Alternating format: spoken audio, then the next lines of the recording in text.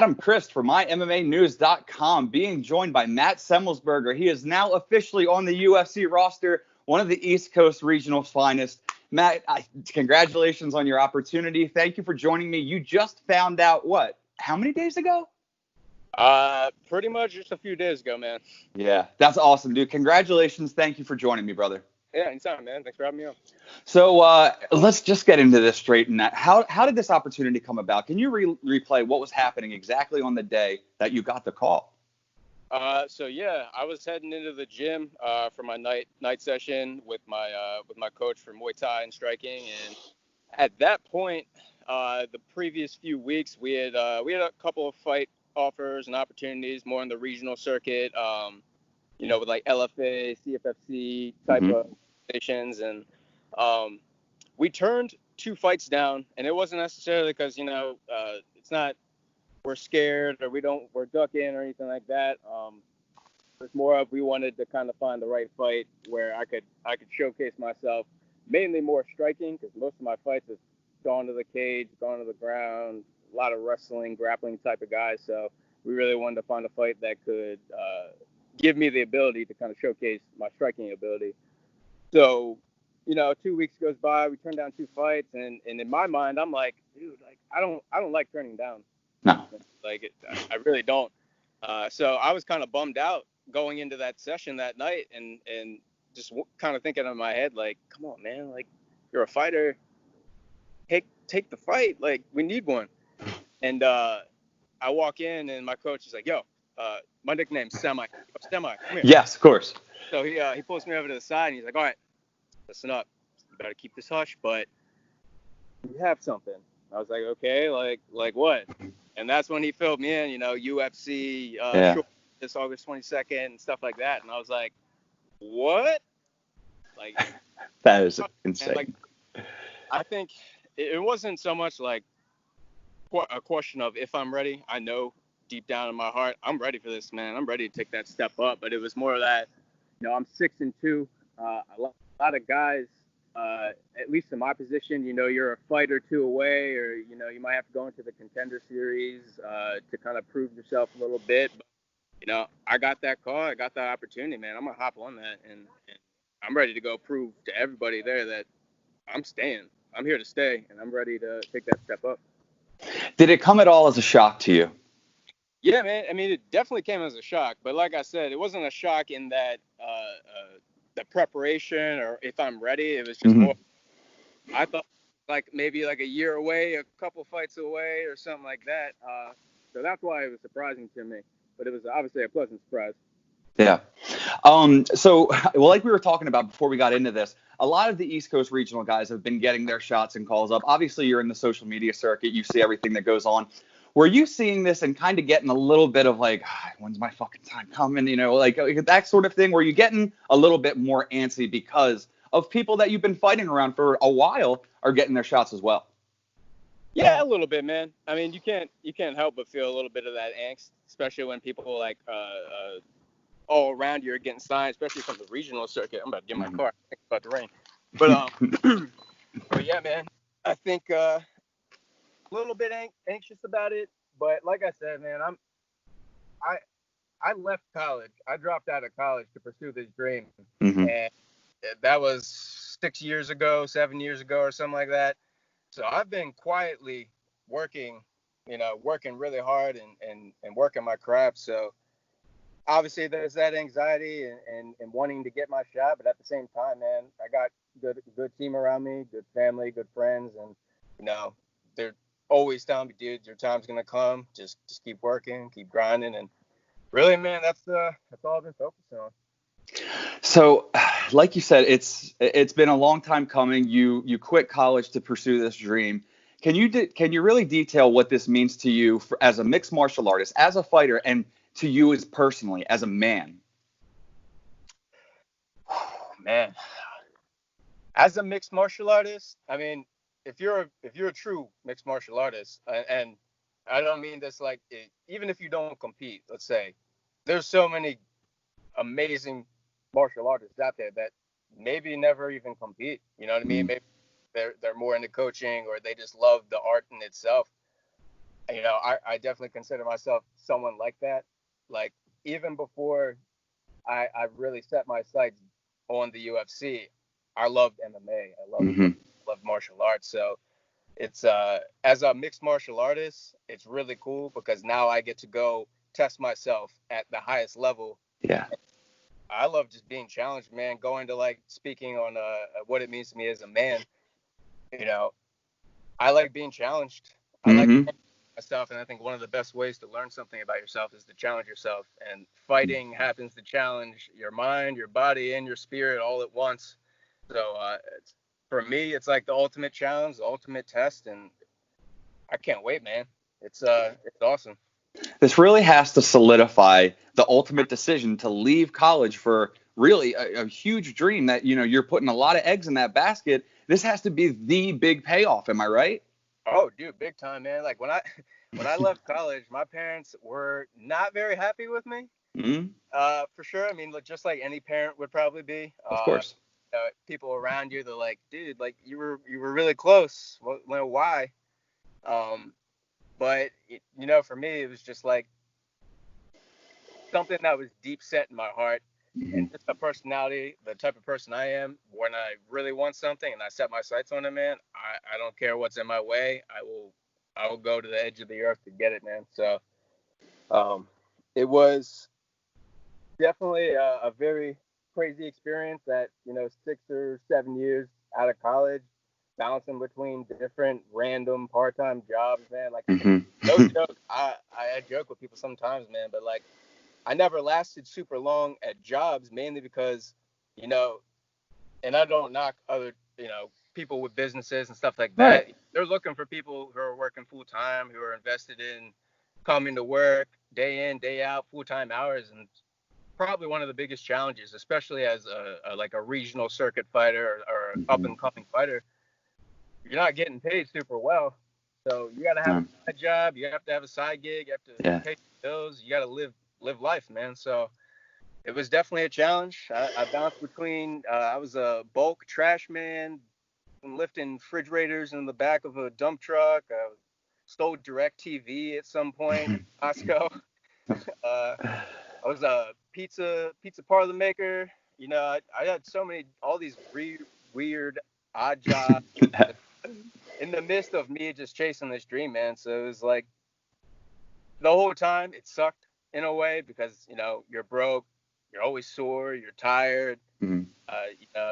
It definitely wears on your mind, but at the same time, man, like I said, my heart was dead set on this, and I kept pushing, man. So you had all those jobs, and now you can put UFC fighter on the roster and on your resume, man. So let's get into that. Your opponent for the evening will be Philip Rowe, right? Yep. So what do you know about him other than the fact he's a contender series vet himself? He's on a 6-fight win streak, and you're on a 3-fight win streak. So this is going to be an excellent matchup. But other than that, what do you know about him? I don't know a lot about him. Obviously, I watched his contender series fight and Mm-hmm. kind of got a feel for what he likes to do. I want to say, man, I'm not 100% sure, but way like earlier in my pro career, I think I almost got matched up with him, and like Really? it was like one of those things where you're getting names tossed at you and stuff like that. But from what I've seen and what I've heard and gotten the scoop on, seems to be more of that boxer type. Obviously, he's a lanky, long guy, Mm-hmm. likes to keep his length and fight at his range. But very crisp boxing, especially with his straights. I haven't seen too much of his ground game, but I do know he's a brown belt, and I happen to know some of the guys he trains with. So I think overall he's just a well-rounded fighter, man, and it shows obviously in his record. I think he has like 4 submission wins and Mm-hmm. 3 TKOs or something like that. So obviously the dude's dangerous Yeah. wherever the fights go. But I feel like I'm in the same position. I can be dangerous wherever the fight may be. Yeah, and following what you said, he's very well versed. He has submissions, the TKOs, knockouts, everything to his resume. You're well versed as well. So, how do you feel about the matchup, and how do you feel you have an advantage going into this bout? Dude, I'm excited, dude. I can't.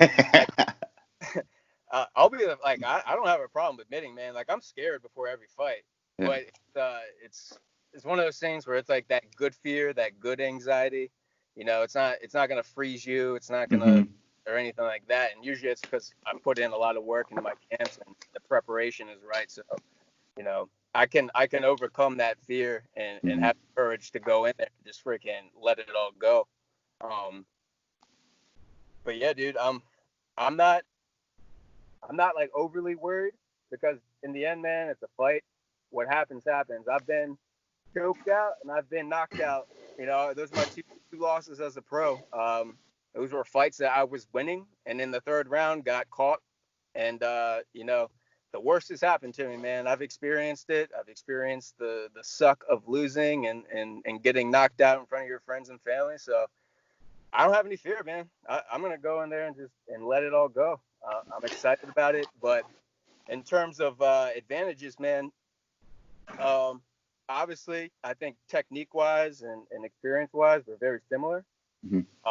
But I think where things are gonna change is just like that athleticism aspect, man. I played Division I football up in New York, and saw time my freshman year, and I made starts my sophomore, junior, and then I was starter for all games my senior year, the all-conference player. And you know, I learned the hard work, the weightlifting, the early morning workouts, all that stuff from being a football player, and I really actually honed in on a lot of my athleticism, man. So I'm explosive, I'm athletic, and I can turn it on like a blink of an eye, man. I'm explosive, and I think that's going to benefit me in this fight. Yeah, I've personally witnessed the explosion firsthand, and I do know that's a thing with Matt Semelsberger. So I got to ask, man, with the pandemic going on, everything, 2020 has just been a crazy year. What have you been doing to stay in shape and just stay positive? I mean, even you kind of have to say 2020 is not that bad of a year for you, with the silver lining being a UFC contract. Yeah, man. I mean, hey, dude, for me personally, yeah, 2020 has not been too bad to me, man. Obviously, the beginning, especially after the last fight, when all the pandemic and all the the laws hit, the shutdowns and stuff like that, couldn't really go to the gym that much. At one point, I couldn't go to the gym at all. But I have this 100-pound sandbag that I got from my cousin Andrew. He bought it for me. I think before the fight, the Art of War fight. It's like a 100-pound sandbag. It's like one of those Metrics World's Strongest Men stuff. He's like super like strongman stuff, so he got me that. So when the whole pandemic hit and things started closing down, I was doing virtual stuff with my coach and working my technique there. But in terms of working out and staying in shape, I just wake up every day, shadow box, jump rope, get my warm-ups in, and I just go lug around this 100-pound sandbag. And then, my parents actually chopped down this huge tree at their house and had like a bunch of wood, like a bunch of stumps and stuff left over. So I got the axe and I started chopping wood like Oh, you're going that old school Rocky training, bro. Yeah. I would say I got like the John Rambo going on right now. Oh yeah, bro. You're all set for Vegas, man. But yeah, man, I was just putting in some just work, man. I was just trying to stay in shape, and then obviously the gym's open back up, and I really haven't stopped training ever since my last fight, man. So next stop is going to be Vegas, right? So you're going to be fighting at UFC Apex.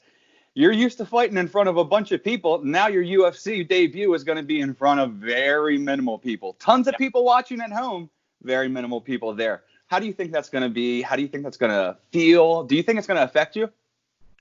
Honestly, not really, man. I'm like, I'm very adaptable, if that's the word I'm looking for. I don't care if there's one person watching. I don't care if it's just me and another dude. Like, hey, dude, you come around, me and you. But yeah, dude. I mean, trust me, I love the crowd, and I feed off the crowd's energy, especially when I'm doing something well in the fight. Maybe I crack them with something good, and I hear the crowd go up. That hypes me up, man. But at the same time, dude, I can bring that out of me at any point. Doesn't matter if it's someone cheering me on or calling for me to do something.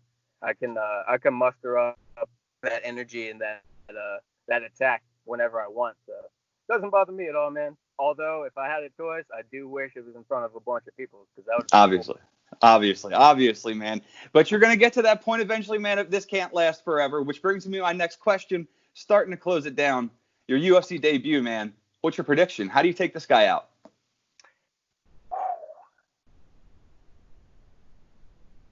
I'll put it this way. Every fight, you stand a chance to win, stand a chance to lose, stand a chance to fight to a draw. I'm aware of that. I'm ready to win. I'm ready to lose. I'm ready to die. It doesn't mean I will not stop fighting until they stop. But this fight goes in my favor. I either knock him out very early, or I'm on him the whole fight and I take it by decision. There's only two ways I see it. Awesome, man. Well, I appreciate you taking the time. I'll let you get out of here because I know you got some training to do. You got a big night coming up. So when do you take off for Vegas? Let's see here. I think they got a fight night this weekend, or I think it's tomorrow, actually. Yeah. And then they have, obviously, 252 the week after. And then for the weekend after 252, I'll be in Vegas that Tuesday. Awesome, man. Well, best of luck, and we'll be sure to check in after the fight. And I appreciate you taking the time, man. Congratulations on getting that call. Appreciate it, brother. Thanks for having me on. There he goes, Matt Semelsberger, who gets that call that he's been waiting for to get into the UFC, and now he is officially there, fighting officially August 27th at the UFC Apex. It is going down against Philip Rowe. You do not want to miss that fight. Thanks, as always, for Matt Semelsberger for joining us, and for Matt, I am Adam Christ. Make sure you keep it locked to MyMMAnews.com for all your fight news needs.